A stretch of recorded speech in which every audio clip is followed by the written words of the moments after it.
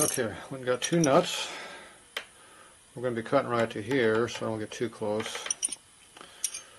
So basically we just take an opening on this side. You take a box in on this side and tighten them up. You got to tighten them up until the flats here are equal. So just keep going. A little bit of time until they're even. So just squeezing my hands all I'm doing. Almost equal.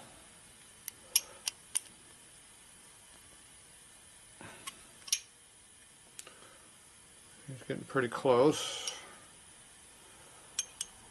One more little bit. Okay, that looks pretty even to me. So now I can chuck it up on this and rotate the bowl. Now it's not going to be dead perfect because nuts are not cut evenly and threads are not cut evenly. So it's a crappy way of holding stuff, but it's better than nothing. So I can already see this thing's going to wobble like crazy by the location it's at right now. So right now what we're going to do is we're going to chuck on, you'll see how much it wobbles. Oh, that's pretty close. I'm going to straighten out a little bit.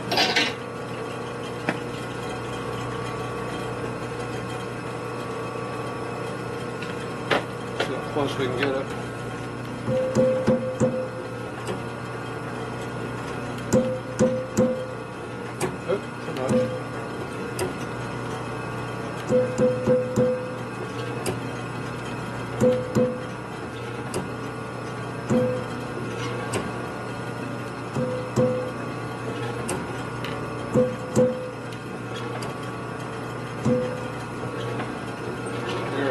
Pretty close.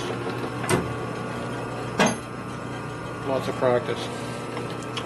You already got this set up for doing this because I already did this recently. So you can see I got the bit right here already turned sideways to where we need it to be. Turn the noise off.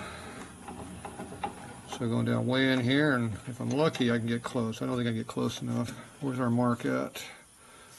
Okay, our mark's right here.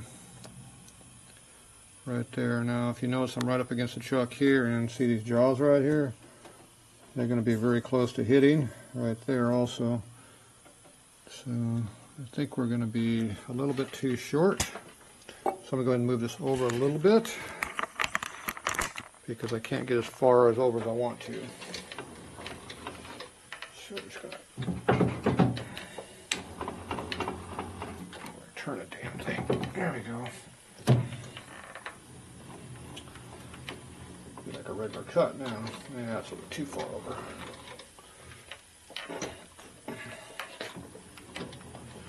Manhandle it. There we go. A little bit closer.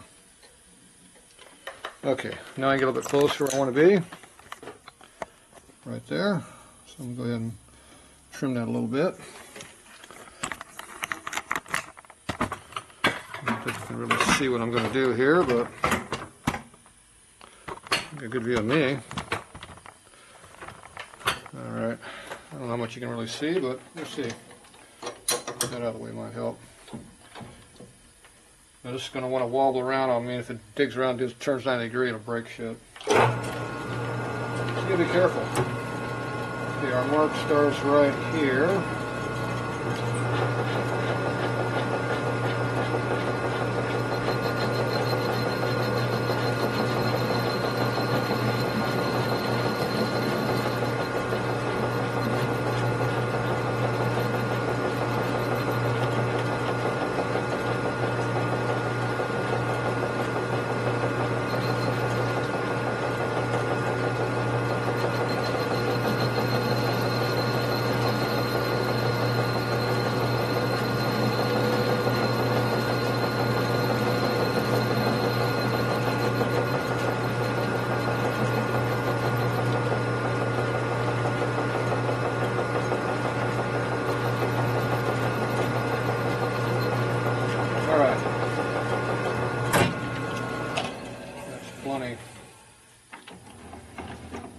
So we don't really, I don't think we really need to do anything on it, but went in and did a little bit.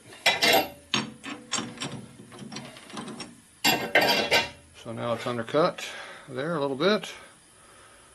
Probably about 20th hour, so I bet I'm just eyeballing it. So let's go over and back to our case over here and see what we did.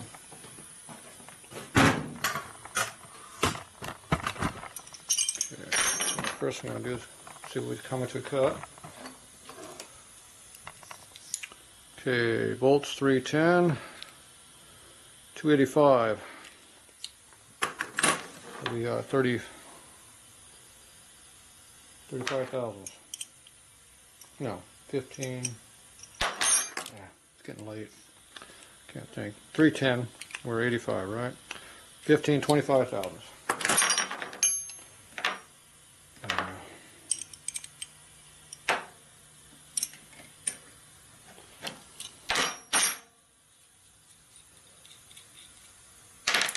Okay, so there's our case bolt. Camera's in the way. Yeah, you can't see nothing like this. Stupid tripods. Can't get any good shots with tripods. Okay, so this goes in there like this. It's going to go in there about this deep here. So you can see how many threads are actually in the case. But you can also tell that by right there. You can see how many threads are in the case. You can see where the threads are cut right here. Tool that.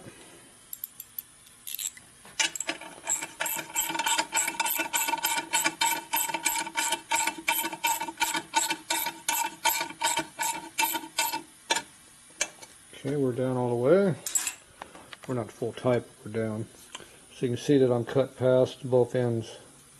So we're below the surface quite a bit. You can feel it. It's got a nice below the surface thing. So there you go. So that's good. And then you can slip the cylinder on there and you can tell for sure it's going to fit. Doesn't hurt. I already know it's going to fit, but you've already done this.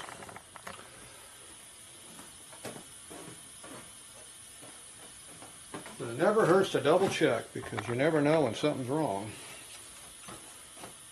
It'll be a hell of a time to find out after you get the motor together. Okay, that one fits in there really nice. No problem. Check both while you're at it. What the hell? And voila, you're in there. Another trick you can do is you can file a cylinder flat or on a spigot. See how this one's been filed here on the top surface for some reason? This corner. You can do it on the whole face right here and gain clearance also, but that weakens the cylinder a little bit, but it's a way of cheating. There's lots of ways you can do stuff.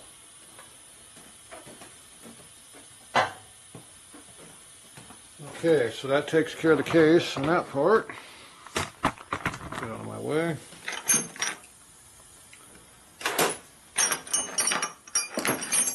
So next thing we got to do is get this thing back over here. Because I need to blow everything out on this case. Because when I blew this hole out over here, I got one hell of a lot of dirt in my eyes. A lot of leftover sand. So when I clean the case, I obviously did not do a very good job of it. So what you do is you take your air nozzle that resembles this thing, clean it off so you know how much dirt you're going to get in your face. And you go in here and you blow every hole out. So every hole you stick inside of every hole, like this, and you blow off from the inside out. See I had cleaner stuff coming out? That one's good. You see how it blows the cleaning fluid out? Okay, so that's how you know it's clean. I got these 4 over here, don't forget these. See? You go up and down a couple times and make sure you're blowing up the inside of the threads down in there. And no sand came out. That's good. That means I did a good job. Except I know I had a bad job because I blew it up that other hole. It hit me hard. Okay, so now you check all the other holes, make sure they're all clean. You got all these galleries down here to collect sand and dirt and who knows what else. And like I said, this inside surface here is pretty rough. It wouldn't hurt to have this knocked down a little bit, but we'll let the customers deal with this. So, you come over here and double check everything, make sure it's clean. Usually sand will hit you in the face or in your hand, you'll feel it. If anything hits you, you know you did a bad job. Now these were all had holes in here, so studs. Whatever comes out of these is what we put in there.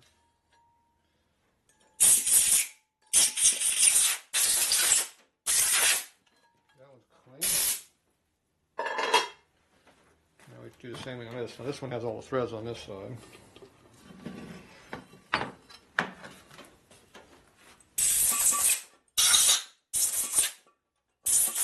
Everybody wants to know how I clean cases. This is how you clean this stuff. Get everything out.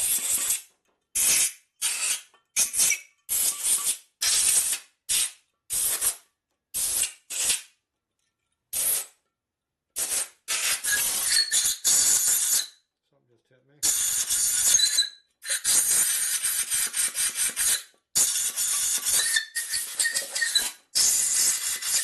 Yeah, something just hit me again. There was something down in there, blue, and hit me in the face, right in the eyes.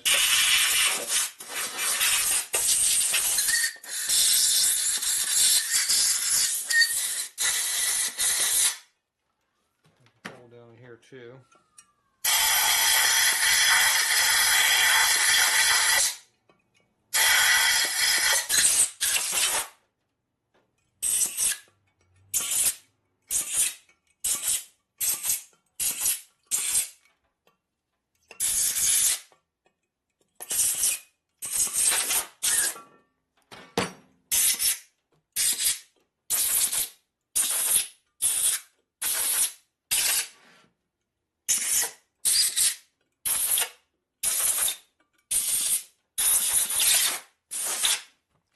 Holes, huh? But I got hit a couple times, so I know there's something in there somewhere that I didn't see before.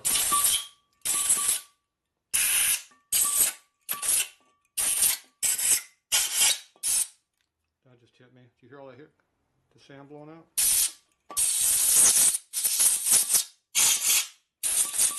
That hit me in the lips.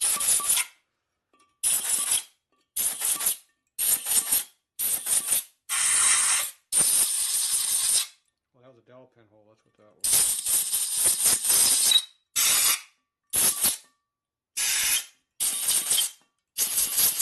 That had some sand in that hole, just hit me in the forehead, in the eyes.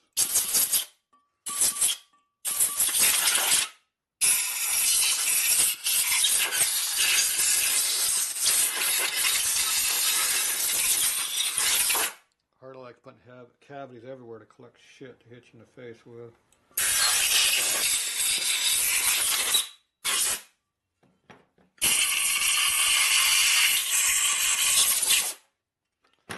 Alright, so I did a pretty good job. Now you want to know how much stuff came off? That's what came out. And that is sand. You can feel the grit. And the top of my finger, see it's all covered with it. Sand. Now you don't want that in your motor. So these cases were all cleaned, but now they get cleaned again because it's got grit. Every time I get grit, you go clean the cases again until you get no more grit. Then you know they're clean. So that's how you do it. You keep cleaning them until there's no more crap hitting you. So next thing I do is put the bearings in this thing. So I'll do that. I'll probably push the bearings out, then I'll go clean the cases, then I'll put them together. Unless they get more grit, and then I'll clean them again. So the reason I didn't get all the stuff out of holes before is because I didn't have the small nozzle. Excuse me. When you blow with a regular nozzle like this, the air hits the hole and just blows back in your face. It doesn't go down the hole. When you use that long tip, it goes to the bottom of the hole and then it blows it up. So everything at the bottom of the hole will come out. I've had cases, panhead and knucklehead cases. They're 50, 70 years old. You go to the bottom of the hole and you blow, a bunch of chips come and hit you. The chips are in there from when they were made originally. When you had a screw in the hole, the chips never came out. So even though the case was 70 years old, it still had crap in the holes. it wasn't clean. So there you go. That's how you do all that. All right, it's late, so I'm going to blow it out of here tonight. I was hoping to get the bearings in tonight, but oh, it's still a night too. See, it's almost tomorrow. It's 12 o'clock almost. So tomorrow I'll work on, I got to put bearings in that case and bearings in this case. And then that'll pretty much be done with these, I think. The customer's supposed to put them together, I think, but I don't know. I'm sure I'll get shanghaied into putting these stupid motors together, but anyway, I got more important stuff to work on. I got a Sportster over there I got to work on. So anyway, that's it for these. So you see how to do bore cases and clean cases some more and all that stuff. So there you go.